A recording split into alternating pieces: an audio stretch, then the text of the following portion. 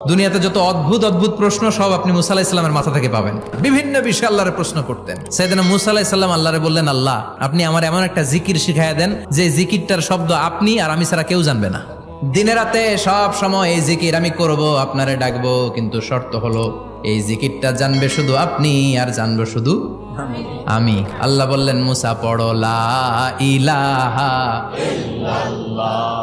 মুসা আলাইহিস সালাম কয়, মাবুদ এটা তো জাতীয় জিকির, সবাই জানে। আমি তো চাইছি এক্সেলেন্ট একটা জিকির, কারো কাছে নাই, শুধু আমি জানবো আর আমি পড়বো।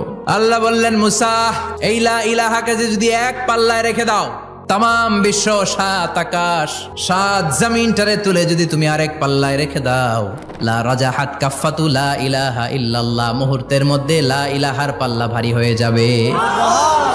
ও মুসা, তুমি যতই এক্সক্লুসিভ জিকির চাও, লা ইলাহার চেয়ে দামি জিকির আমার কাছে নাই।